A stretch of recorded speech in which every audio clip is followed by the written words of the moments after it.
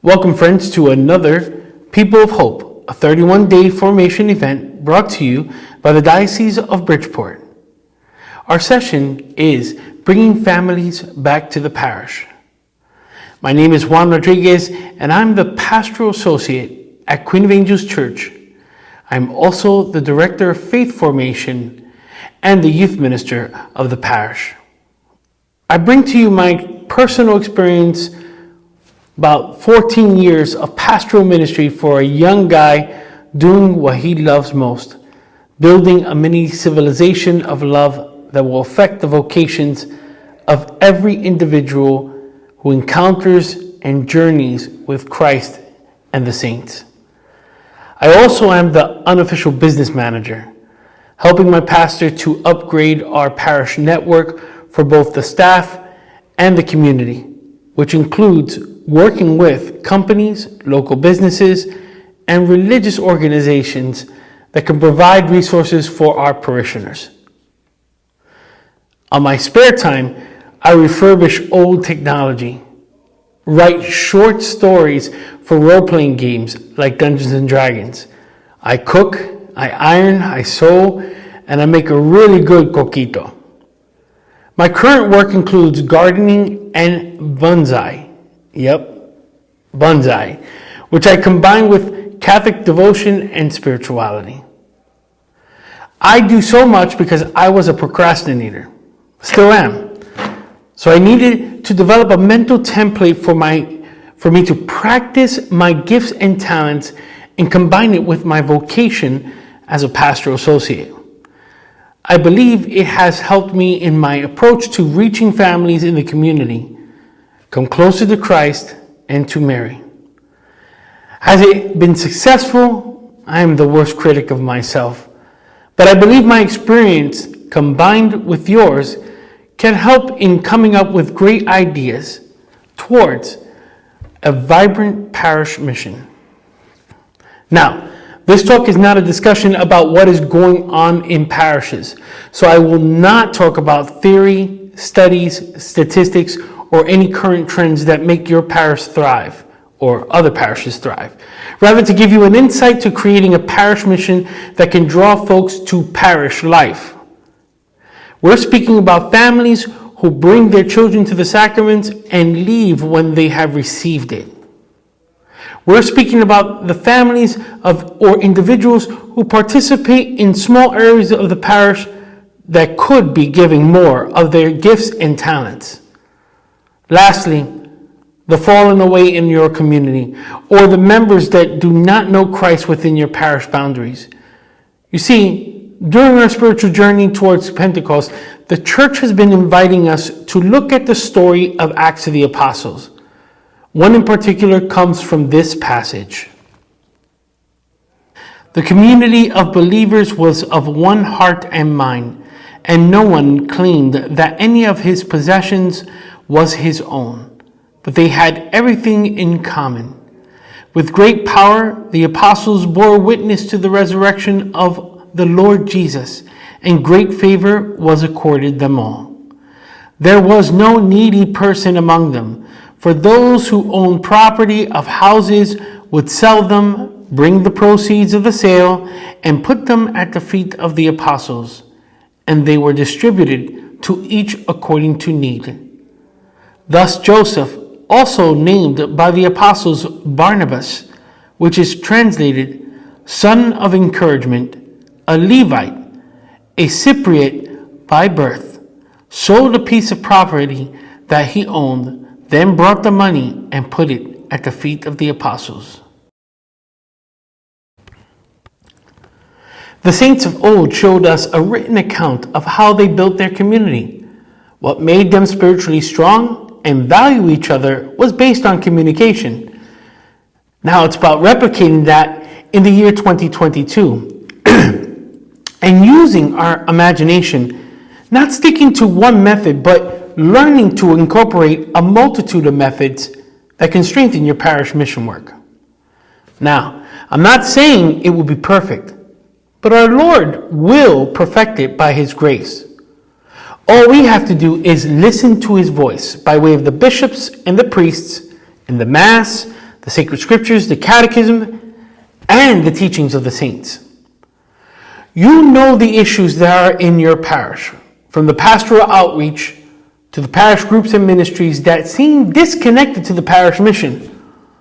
All are called to bring families to Christ, not one individual, group, or ministry. Our goal is to create a spiritually organic plan and put it into practice. I will take 3 images and explain to you how it has changed my vision of pastoral ministry. The first, St. Joseph the Dreamer, also known as one of our fathers in the Old Testament, who saved the Egyptian Empire and his own family, the 12 tribes of Israel. First image. The second image, a laptop, an instrument I used throughout my time as a pastoral associate that has taught me the value of learning and networking. And number 3, a martial arts teacher or martial arts master who taught me the value of continuous practice of my craft.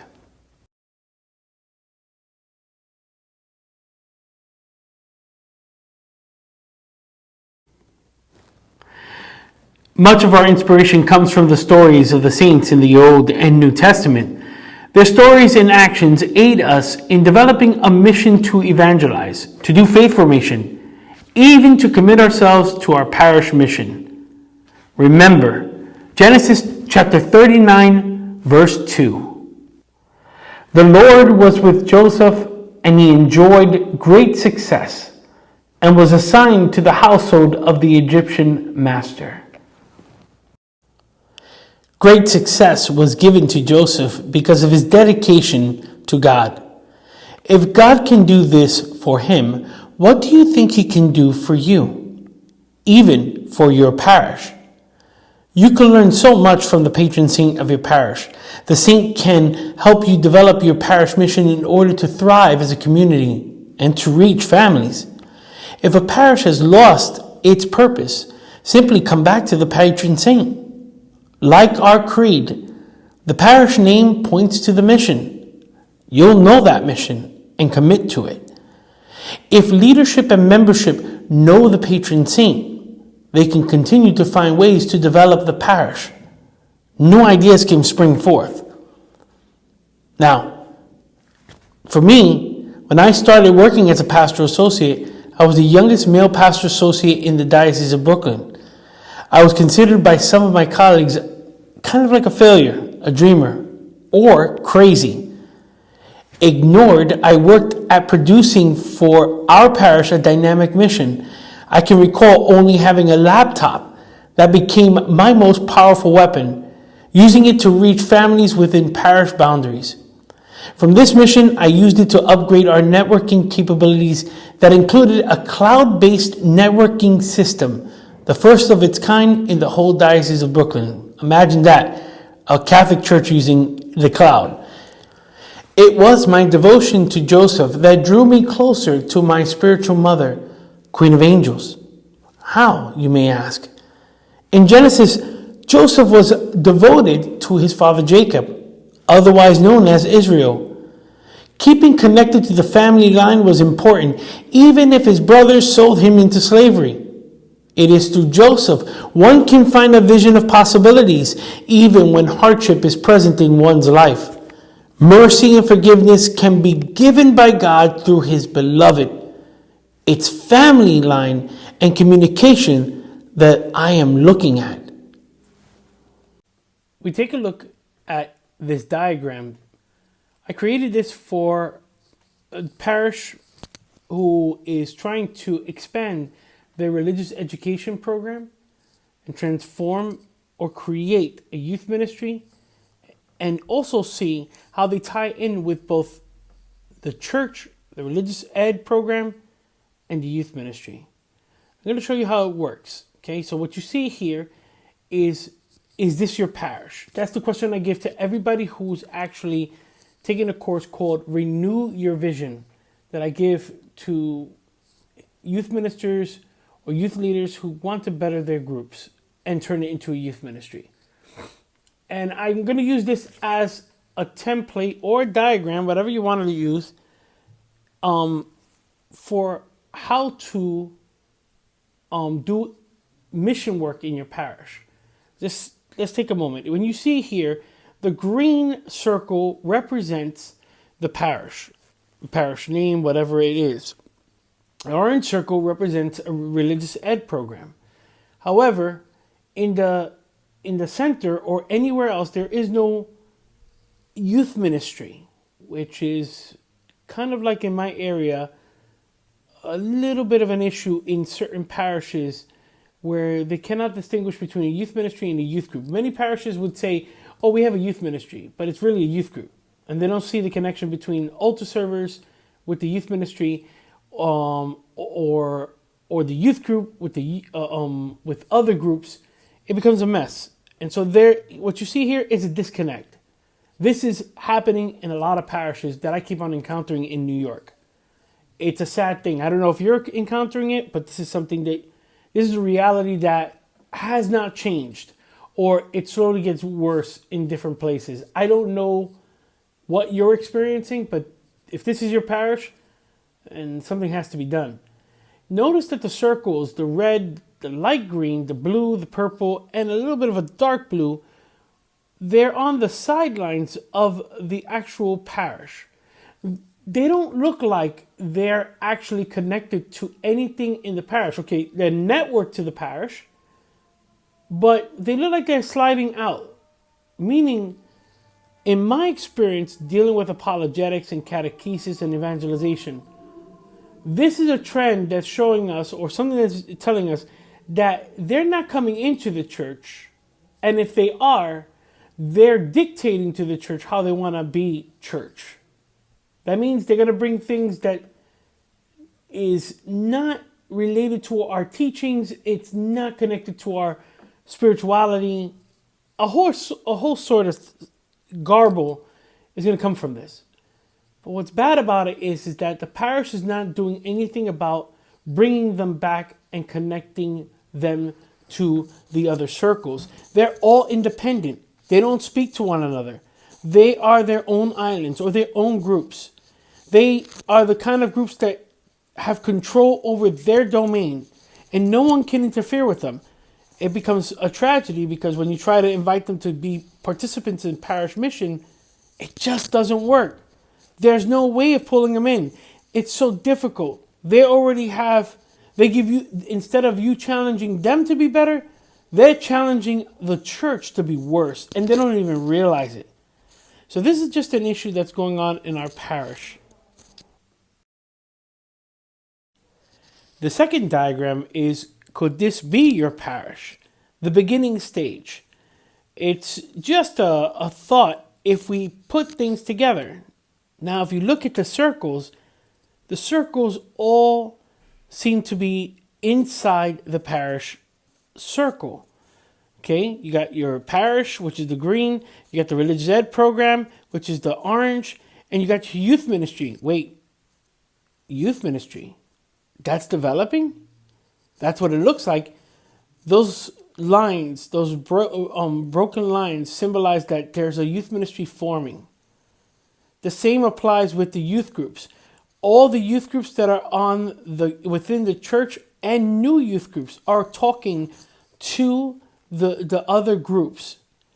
The idea is getting back to baptism. That's the symbolism of the circles. The circles are groups, or you can look at them as individuals, or you can look at them as whatever ministry you want to, but they are within the church and they're communicating with one another. That is exactly what Christ wanted us to do, what he taught us. Basic teaching that we pray all the time, the communion of saints. This is nothing new. This does not have to be replicated. This does not have to be paid for. This does not have to be a gimmick. This is actually what the disciples, what the saints, what all those people who have put together faith formation from the time of Jesus all the way till now have tried their best to make sure that everyone's connected. this is what we're looking for. What's going to follow is a new vision for parish ministry, a new mission. Youth groups are developing, young adult groups are developing, or organizations are developing because they're seeing and talking and practicing the faith together. They stay within the ring because they find strength, comfort, protection, learning, all sorts of things so that they can build themselves up for something greater, a greater mission. The third stage that we see here is the maturing stage. Notice that now the youth ministry, since we're just identifying the youth ministry, this is just an example. You could put any other thing, instead of it being the youth ministry, you could put any other group that talks to these particular circles. Okay, so if you're a lector, if you're the director for lectors, you can talk to all these circles because this is your farm.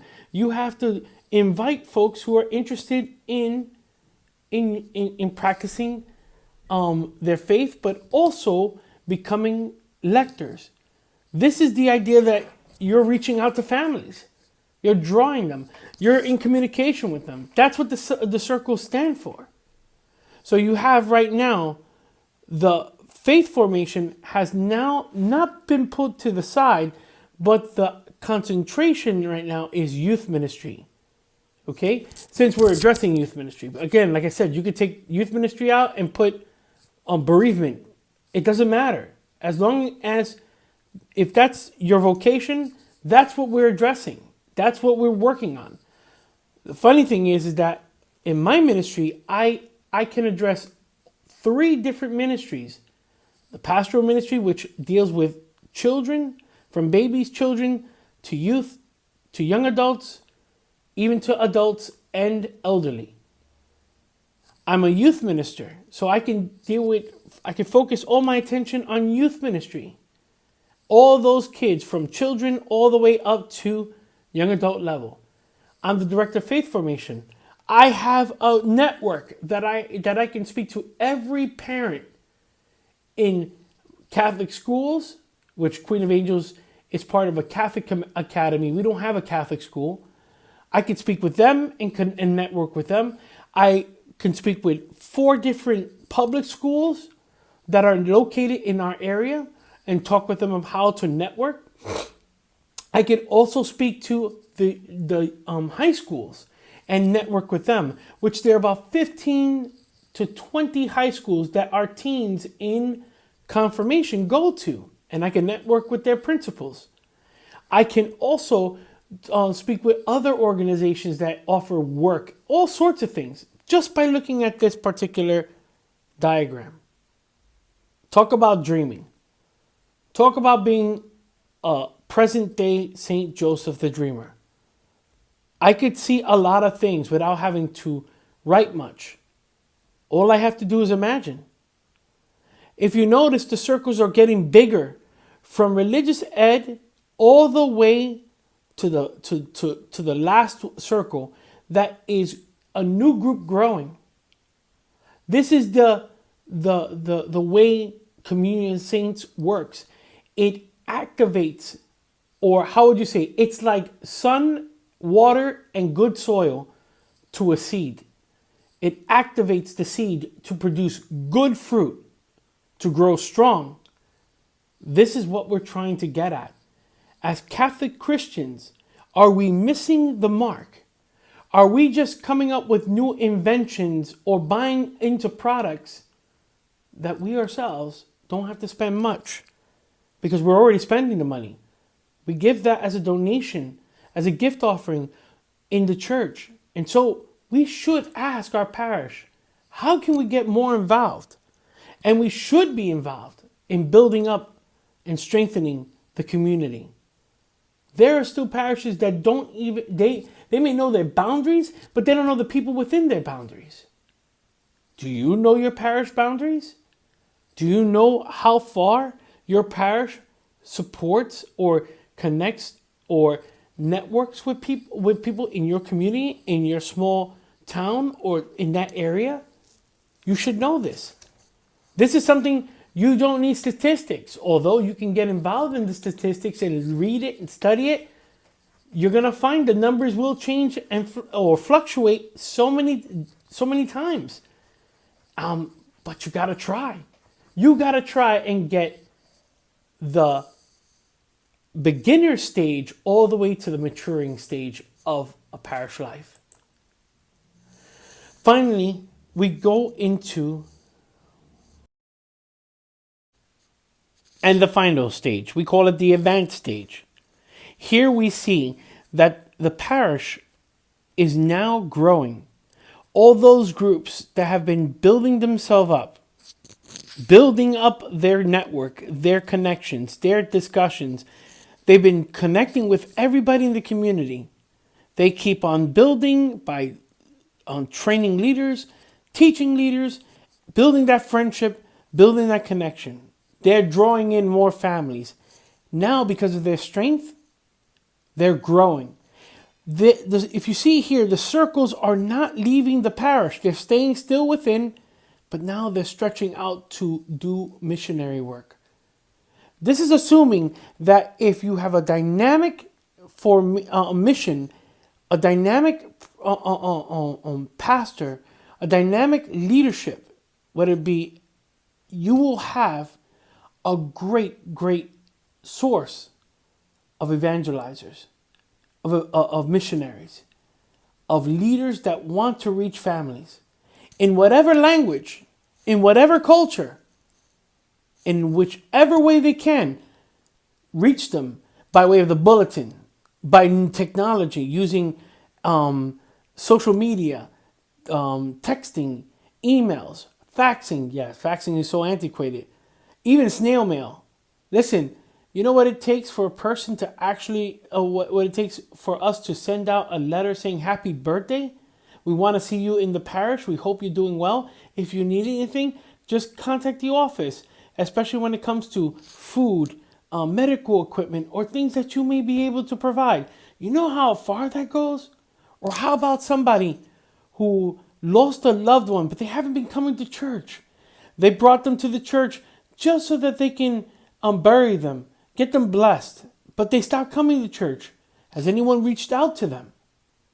Here are the ways, here are just templates and ideas that you can use, that you can swap out names and group names and stuff, and you can create a dynamic ministry that will reach families in such a way that will make your parish grow into a great vineyard. It is one of the best ways, in my opinion, of looking at parish ministry or parish mission.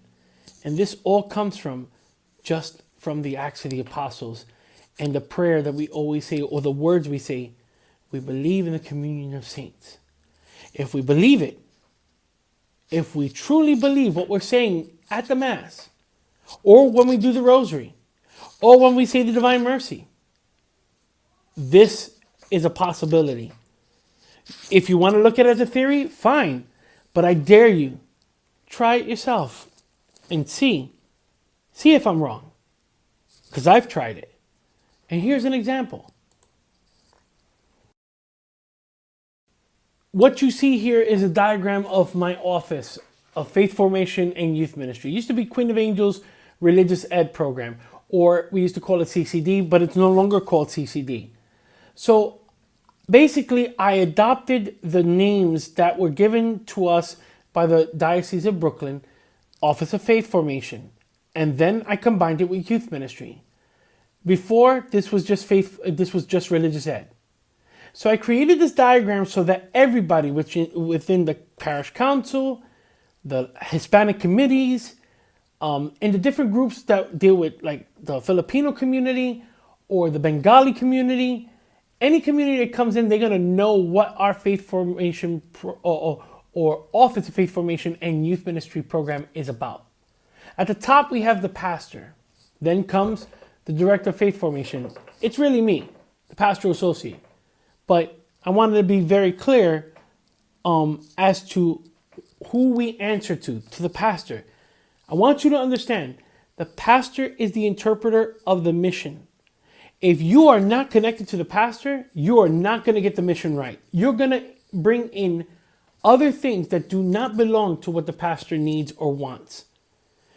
One of the biggest things that we need to do is work closely with the pastor. Of course, there are times that a pastor may need your help in interpreting that mission. I was called to do that. When my pastor hired me, he said, Juan, I want you to look at the parish mission and see what we can do, if it's good or we can change it. And in comparing it to other parishes, all the parishes, even within our deanery, sounded very much the same. The problem that we faced was, if we're offering the same stuff like the bodega down the block or the store down the block, if you have like 4 different corner stores or whatever offering the same thing, yeah, you're going to provide a lot of stuff, but you're going to provide almost the same thing, but it's going to be like sitting there. And it's not going to grow much. So what we need to do is offer a variety. And the variety is based on the patron saint and the community that a person wishes to belong to. Everybody has Jesus in the tabernacle, but they don't have that particular understanding of the patron saint. They don't have that understanding of community, a feeling that they're wanted and loved. So taking that, I used it to develop the faith formation for myself and for the parish. I went back and forth with the pastor, what he wanted and what I offered and what I can do for him and what I could do for the community. So you're going to see arrows pointing in so many different directions. We had the director of faith formation, as I said before. Then we have youth minister, and then we have a coordinator of faith formation. These were under the director of faith formation. Looking at the arrow going down, you see the programs for the sacraments. Baptism programs. That wasn't part of faith formation. That was a separate entity. We took that into our program, into our ministry. Communion program. That was part of our ministry. Continual faith formation, which is a struggle because many of our parents, depending on the parishes you belong to, many of our parents will opt out of continual faith formation because they feel that we finished the sacraments, why do we have to keep on going until confirmation starts? We'll be there. But we do know this, that at least 50 to 75% of them will disappear and not even come to church after they receive communion. That's a sad situation. Confirmation program, which we do, it was part of our sacramental program. Only issue that we had here was that the confirmation program used to meet once a month.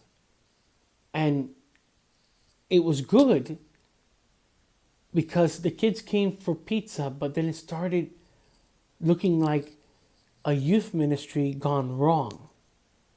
So we changed that and made it every day. And then we made more sense of community, service projects, and so much more. RCIA for children and teens, RCIA Rite of Christian Initiation for adults, and adult confirmation. We have that all together there. There's also an option for parents to go to homeschool, for these programs. If you look to your right side, you have adult faith formation, which is not sacramental, but it's continual faith formation for adults who really want to build their spiritual life, want to grow in the faith. These are the parents that bring their children or the adults that just want to participate in something that will build them up spiritually and for their future vocation or whatever they want to learn about the Catholic faith. So that section, we have that there for those, for the adults, for the youth, as well as we included adult education, which is English as a second language. That was part of faith formation. You got to think about it. If you can offer something to bring people back to the church, and one of those things deals with supporting families that cannot speak English or a parent that cannot speak English and needs a job, why not? Why not help them? We just had to produce a program to do it. On the left side, you see youth ministry. And these 10 groups were part of Queen of Angels. 10 youth programs and young adult programs that were part of Queen of Angels. I don't want you to look at this and say, oh my gosh, that's a lot. Yes, it was a lot. Problem is, maybe I would say about 5 of them, or maybe actually 4 of them have fallen off and died. So we're going to try and bring them back. This was due to issues with youth ministry and also the issues with COVID.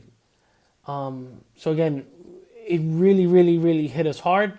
But again, that's okay. You take your losses and you get right back up and you start fighting again. You start building up again. That's the way it is. So that's what we had for our youth ministry. Not Friday Night Youth Center that did not represent only youth ministry or was the only youth ministry. You had all these groups talking to each other. In one group, the communication was so strong that I have members that belong to 3 to 4 groups at a time. And they participated in service projects. It was hard to get them out of the church. They would stay here till 8:30, 9 o'clock. The pastor would come down and have a chit chat with them. We would all have games, pizza, hang out, and talk right after groups. And we had to send them home. Literally, the parents would call us and we had to tell the parents, no, they're with us. We're almost finished with our projects. That's how dynamic our youth ministry was growing, all from connecting to Queen of Angels, our patron saint. The outreach. And here's the one thing that we used that worked for us. And most people say, it's not worth it. I tried that, it doesn't work. Listen, I'm going to tell you this. People who say that only say this. They say that because they don't have time to do it. Or they just don't feel that it's worth doing it. No, not with me. When it comes to ministry, I'm going to be like St. Paul and do anything that needs to be done to get your attention. As I told one youth, he says, hey, I told him, why don't you invite a friend into our parish?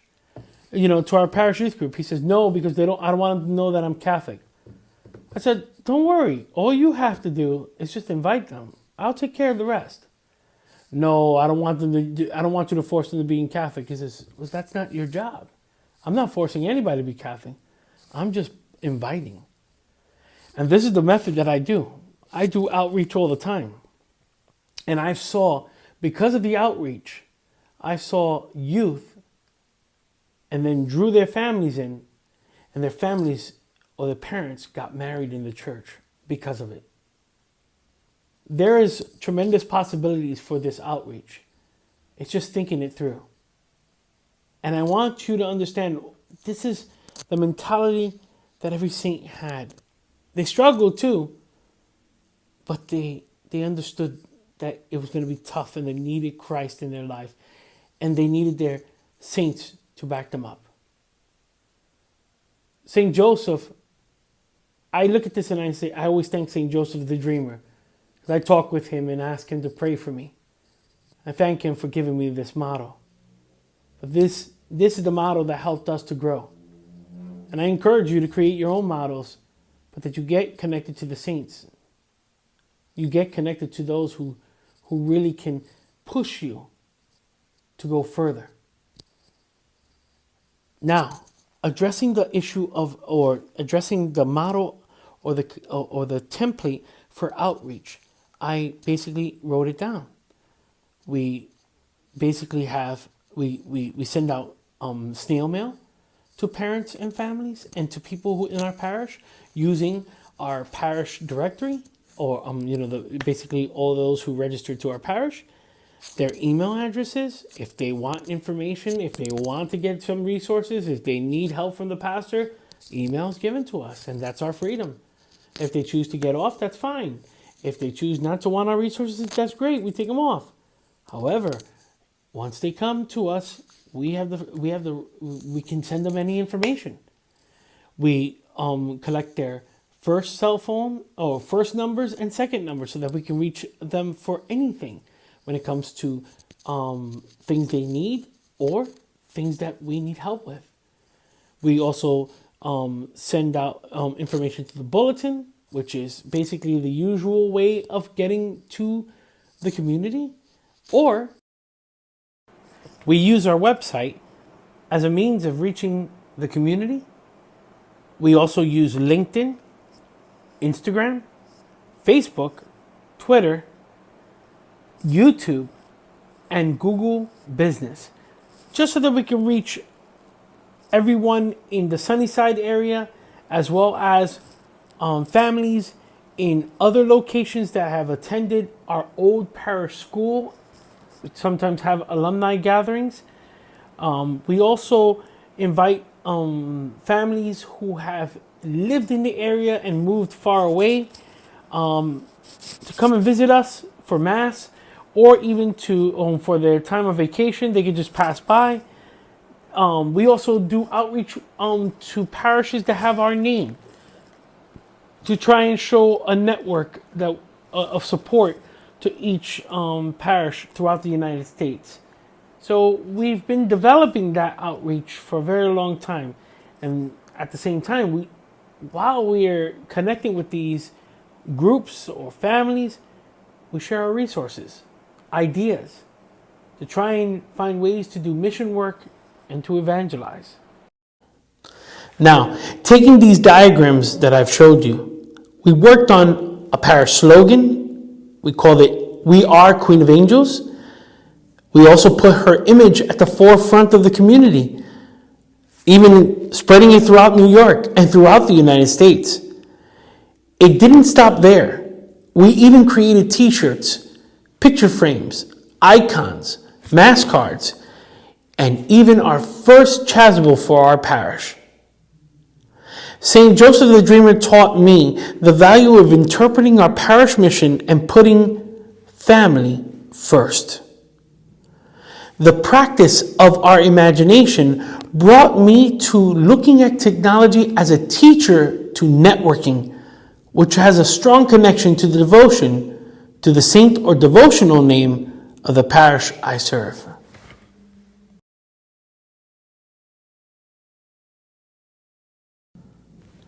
That old laptop, it's still with me. I repaired it with used parts. It still is my most prized possession, like my old Christian prayer book. Many of us have computers, laptops, even mobile devices that we've purchased or have been given by our parish or diocese. But can we all say that you know how to use it? There are ports on our devices that can be used to advance our mission in ways you cannot imagine.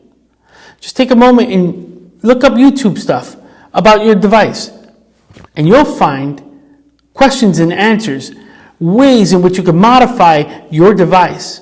I've done it. I've thought it through. Just imagine yourself like Joseph. You may have an old mobile device and turn it into a computer. I did that with a cell phone. It's not that hard. Some of the leaders also would ask me questions when it came to promotions. And I'll tell you this, I had to use my cell phone for that. How do you send out so much promotions? And I would tell them, just using my cell phone or using my mobile devices. I could reach as much as 3,000 people or more. I even used faxes, emails, texting, all sorts of different ways. Social media. What inspired me also to do this kind of work was reading and studying Renewing the Vision. In the book Renewing the Vision, part 2, goal number 2, it speaks about the role of the youth minister in reaching families. They mention 3 things that the youth minister should do. Now, I'm not saying that you are to be a youth minister, But you can use this as a template for your own vocation in the work of the community. So listen to it, take notes, and try and apply it. The first that this book is calling us to do is reach out to the family community, the church of the home. The second is the parish community. And the third is the Catholic school community. Now, I've done a little bit of talks on this and given an interpretation for particular parishes. So let's say for the families, you know what to do. There are so many different families out there from different cultures, different languages. They speak different languages. You have to find a way to reach them and their customs and to learn it. From the parish community, you'd be surprised. There are some ministries that only focus on one particular culture and not an entire culture or different cultures in the community. So you could be talking to one group and leaving out 15 groups. And that could be very painful. You got to find ways to maximize your network. Catholic schools. You may have a Catholic school and you may have a faith formation office. So you have two different groups that are doing faith formation in some way. However, some groups don't have a Catholic school, or some parishes don't have a Catholic school. So you need to consider thinking of the public school. Nobody ever thinks about that. Many of the parishioners bring their kids to public school. So if you want to talk about doing outreach, you got to reach, if you have a Catholic school, you have to reach them. If you have a public school nearby or several public schools, that means first to sixth grade, junior high school, even college, you have to make a connection with them. It doesn't matter if they're Catholic or not. You have to make a connection with them. And the faith formation program in your parish. Believe it or not, using goal number 2 helped me to see my laptop as a teacher. My laptop taught me the importance of networking. Using the writings of Renewing the Vision, which gives youth ministers a template on how to reach families within the community. It was about connecting them to the parish. My laptop taught me not to be afraid to connect parishioners to ministries in the parish. If I had to talk Spanish, I needed to learn Spanish. If I had to speak Bengali, I needed to learn it. It has also taught me to support new ideas for mission work, like sacramental prep or formation, spiritual studies, vocation development, social justice missions for the needy, pro-life work, career development, and so much more. My work became super dynamic, super overwhelming, but it was worth it. What we were creating was a parish mission connecting parish leadership to spiritual ports of the church. This would take years to develop, but our hopes in Christ's words became a reality to creating a parish mission. Even better, we have our patron saint to be our guide.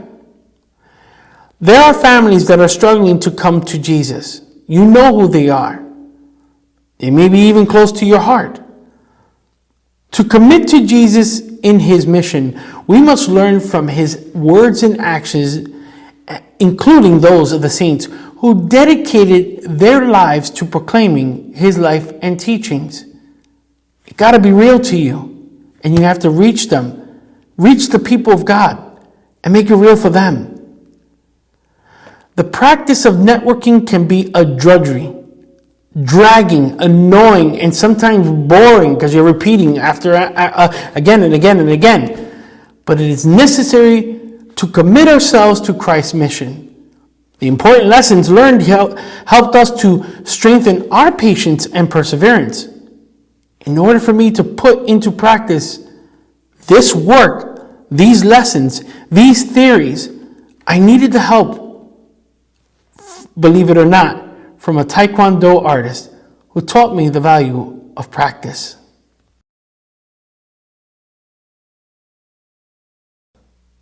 In the document, The family in the Catechism of the Catholic Church, Cardinal William J. Levada, states this: the family is often called the principal cell or building block of human society.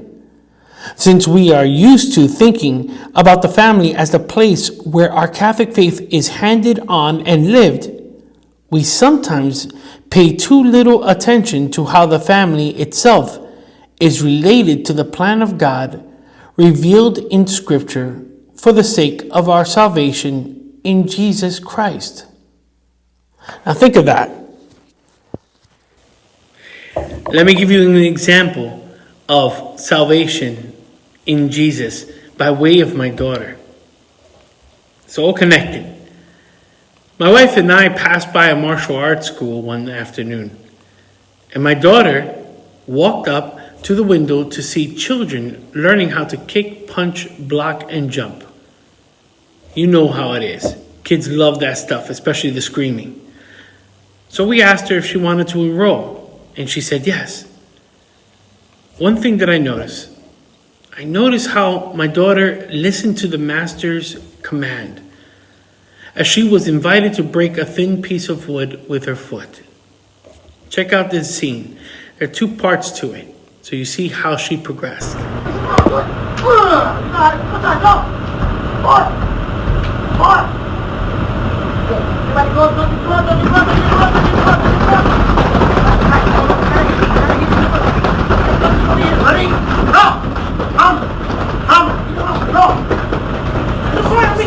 Yes, sir. Go.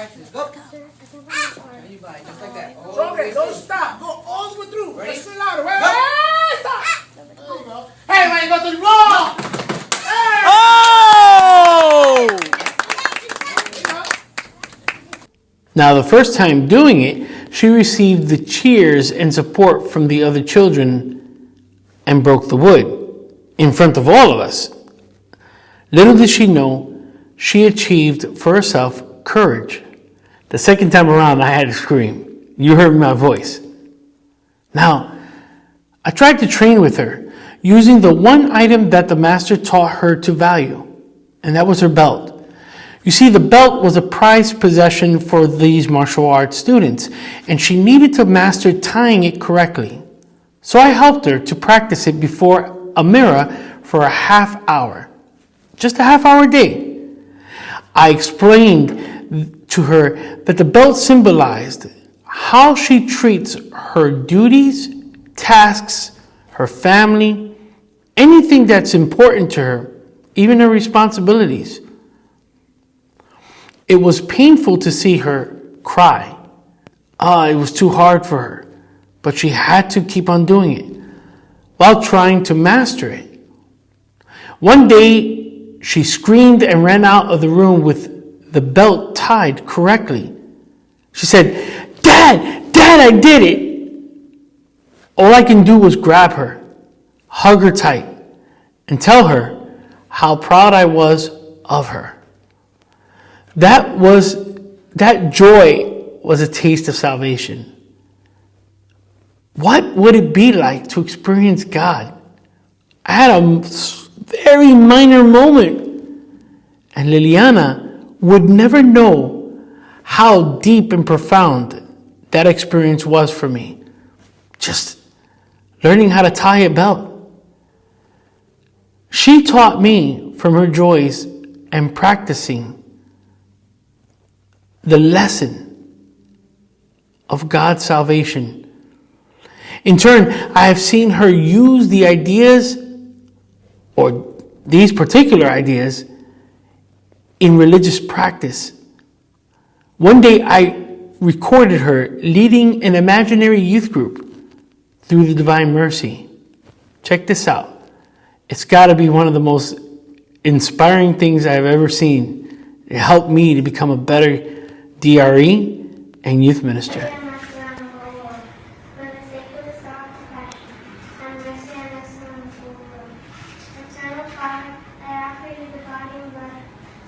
Who would ever think the practice of strikes, kicks, and exercises would help me to understand that I needed to practice my prayers, my spiritual devotions, my vocation as a son, a husband, as a father, and as a pastoral associate.